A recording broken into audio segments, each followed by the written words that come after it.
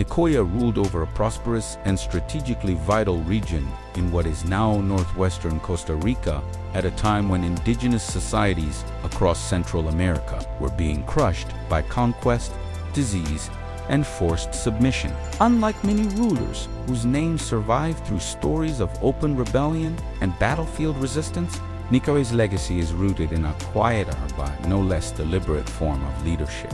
He governed the Chorotega people, a civilization known for agriculture, trade, metallurgy, and political organization, whose settlements thrived long before European arrival.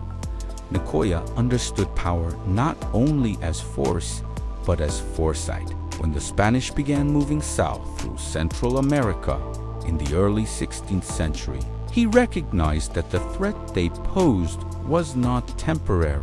They were not raiders to be repelled and forgotten. They were settlers whose arrival would permanently reshape the region. The Chorotega world Nicoya governed was deeply interconnected. Trade routes linked communities across Modrande, Nicaragua, and Costa Rica, and alliances were maintained through diplomacy, marriage, and ritual obligation. This network gave Nicoya access to information long before Spanish boots reached his territory. News of massacres, forced conversions, enslavement, and tribute demands spread rapidly through indigenous channels. Nicoya learned what had happened to leaders who chose open confrontation and what became of those who trusted Spanish promises.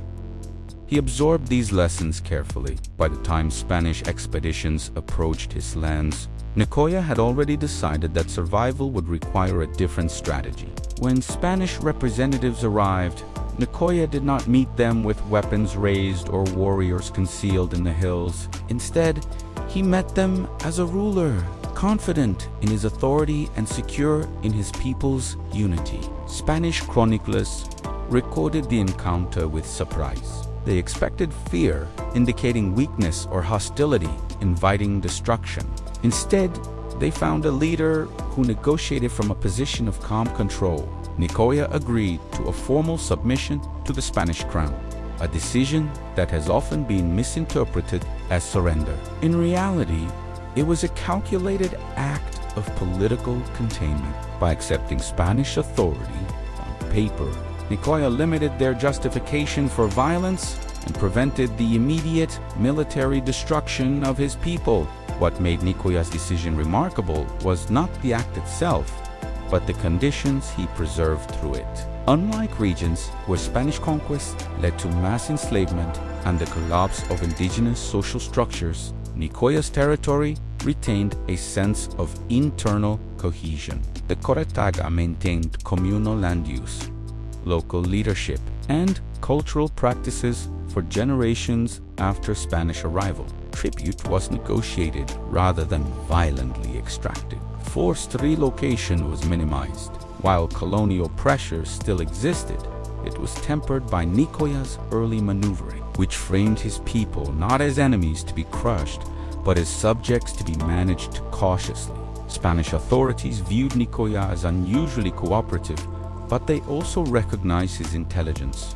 He understood Spanish law well enough to use it as a shield. By aligning his people with colonial legal structures, he reduced the likelihood of unchecked abuse by individual conquistadors. This legal positioning later allowed the Nicoya region to negotiate autonomy in ways few other indigenous communities achieved. His strategy did not eliminate suffering, but it dramatically reduced the scale of destruction seen elsewhere.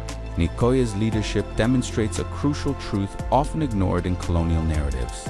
Resistance does not always look like war. In a world where empires wield overwhelming violence, survival itself can be an act of defiance. Nicoya chose preservation over martyrdom. He understood that an annihilated people cannot preserve culture, language, or memory. By ensuring continuity, he allowed the Chorotega identity to endure long enough to influence the cultural foundations of modern Costa Rica. The long-term consequences of Nicoya's decision became evident centuries later. The Nicoya Peninsula developed a distinct identity within Costa Rica, shaped by indigenous governance traditions, that persisted beneath colonial rule. Even the peaceful annexation of Nicoya into Costa Rica in the 19th century echoed the same principles Nicoya had embodied centuries earlier: negotiation, consensus, and long-term stability over violent rupture. His name became inseparable from the region itself, not as a conqueror, but as a founder whose choices shaped its future.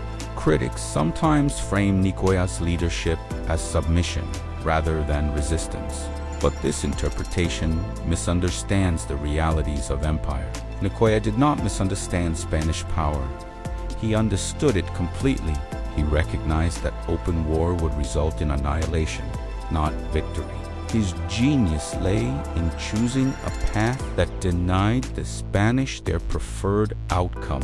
There was no dramatic conquest to celebrate, no destroyed cities to display as trophies. Instead, there was continuity. The Chorotega people lived, adapted, and preserved aspects of their world within the constraints imposed upon them. Nicoya's story challenges the myth that indigenous leaders were either warriors or victims. He was neither. He was a strategist operating in a collapsing world, making decisions with generational consequences.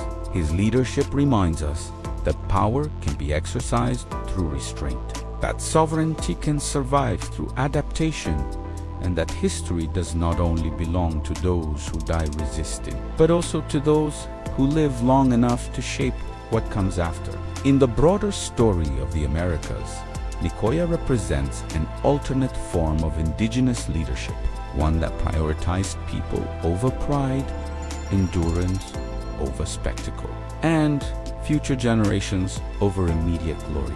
His choices ensured that his people were not erased in the first wave of conquest, and that their legacy would persist long after empires rose and fell. Nicoya did not defeat the Spanish in battle, but he denied them something just as important: total domination. His leadership ensured that conquest was incomplete, that indigenous life continued within and beyond colonial structures, and that identity survived where extermination might otherwise have occurred. In that survival lies his true resistance, and in that resistance, his lasting power. Follow for more history they never taught us in school.